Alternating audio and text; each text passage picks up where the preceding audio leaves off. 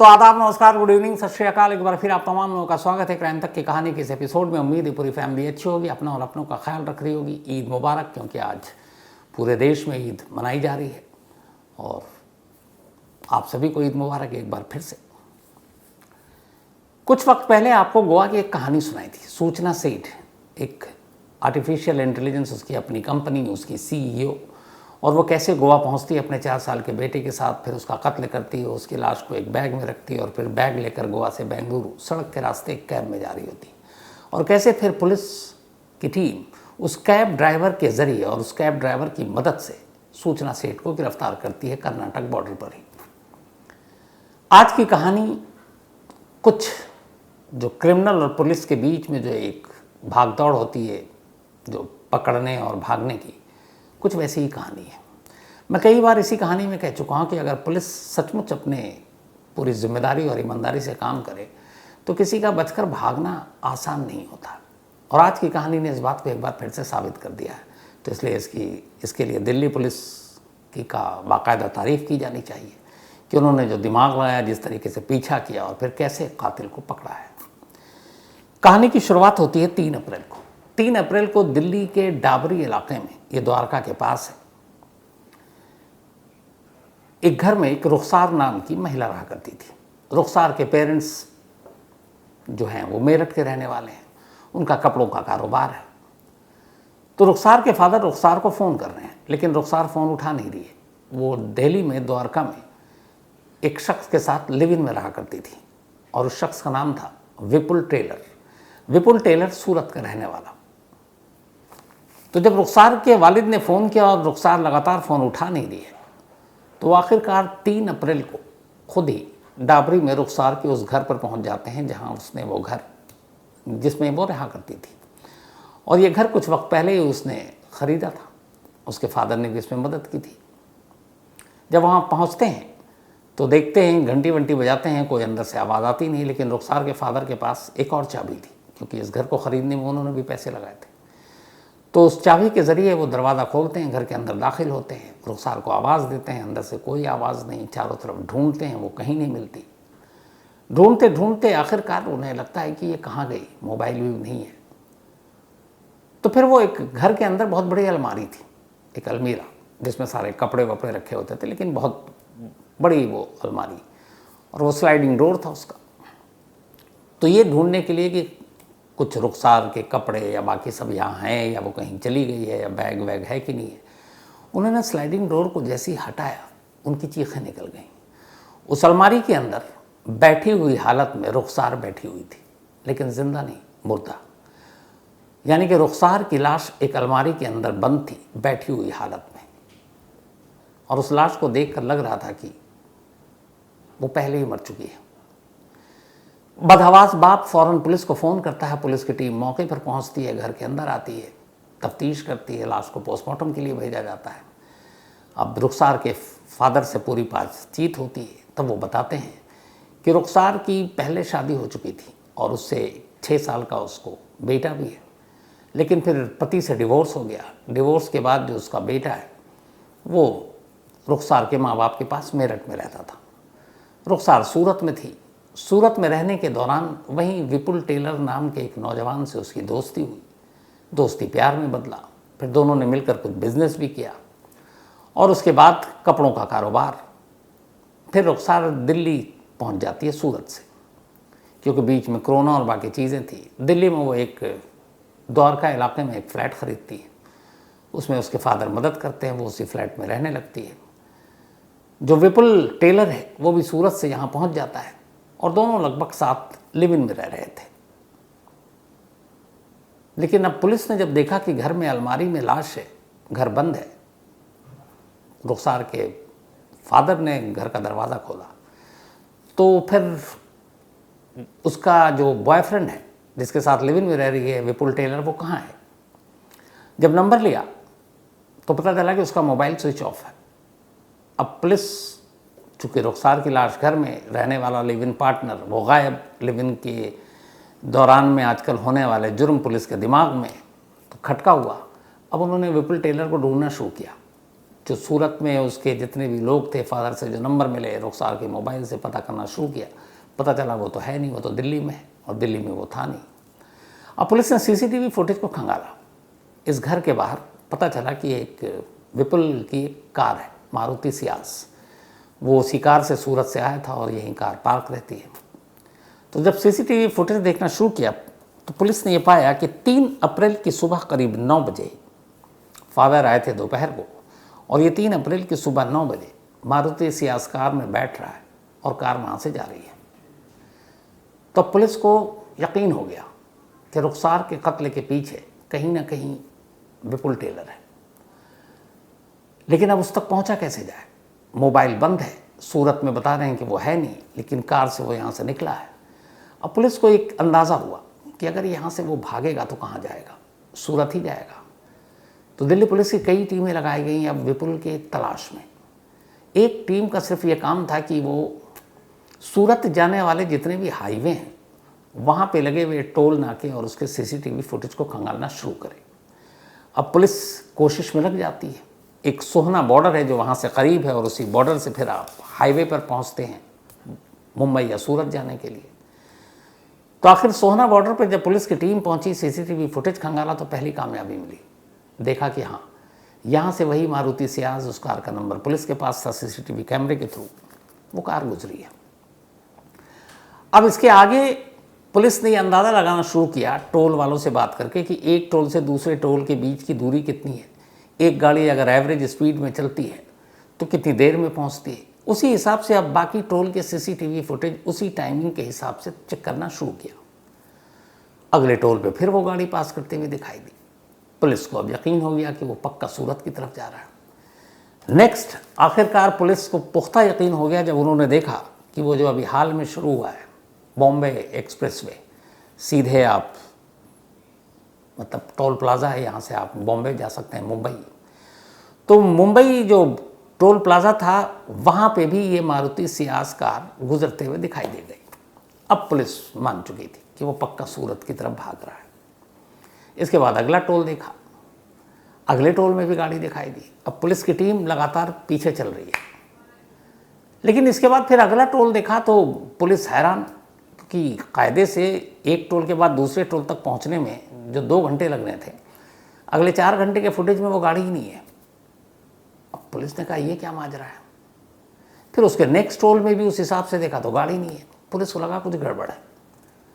अब पुलिस ने फिर से सिर्फ उसी एक्यूरेट टाइमिंग के हिसाब से नहीं कि एक टोल के बाद दूसरे टोल पे 2 ही घंटे में पहुंच जाए, शायद 3 घंटे में पहुंचे, 4 घंटे में पहुंचे, गाड़ी ख़राब हो सकती है। तो पुलिस ने कहा कि तुम एवरेज टाइम के हिसाब से आगे का टाइम भी देखना शुरू करो।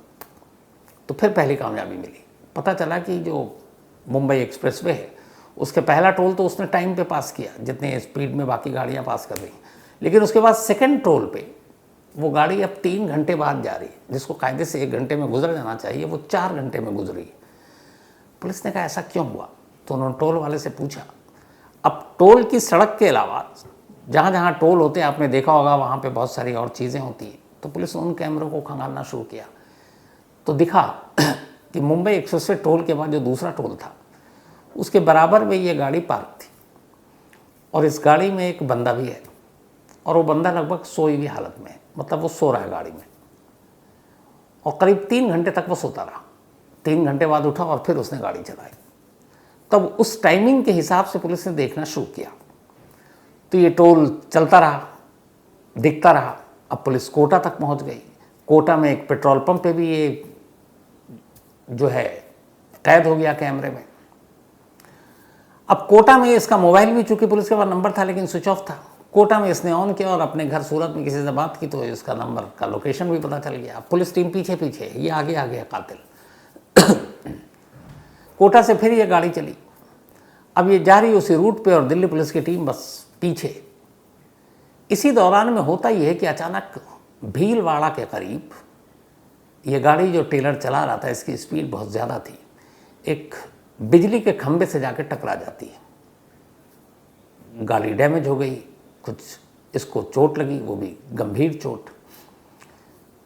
तो जब टकरा गई, गाड़ी रुकी, जो हाईवे के एक्सप्रेसवे के जो स्टाफ हैं उन्होंने देखा इस एक्सीडेंट को, फ़ौरन एम्बुलेंस को बुलाया गया। एम्बुलेंस बुलाने के बाद भीलवाड़ा के एक अस्पताल में ले जाया गया विपुल पटेल, वो टेलर को। वहाँ ले जाने के बाद अब वो होश में नहीं था। वहाँ जब उसको थोड़ा सा होश आया तो फिर उसे मालूम था कि अब हॉस्पिटल में उसको अपनी सारी डिटेल देनी पड़ेगी, बताना पड़ेगा। और उसे ये भी था कि कहीं उधर लाश की बात खुल गई तो ये भी है कि सूरत का रूट यही है, बाई रोड गाड़ी भी नहीं है, तो पुलिस उस तक पहुंच सकती है। सारा उसके दिमाग में चल रहा है। तो उसने हॉस्पिटल वाले से कहा कि मेरे पास इतने पैसे नहीं, आपका खर्चा बहुत ज़्यादा होगा, आप एक काम कीजिए, आप मुझे एक एम्बुलेंस करवा दीजिए, मैं सूरत जाऊँगा, सूरत में जाकर किसी हॉस्पिटल में एडमिट हो जाऊँगा। तो हॉस्पिटल वाले ने कहा ठीक है। तो उसने कहा एक अपना एक फ़ोन दे दीजिए जिससे हम बात कर सकें घर वालों को, ताकि पैसे वैसे का इंतज़ाम हो, एम्बुलेंस वालों को पैसे पहुँचते ही दे दूँगा।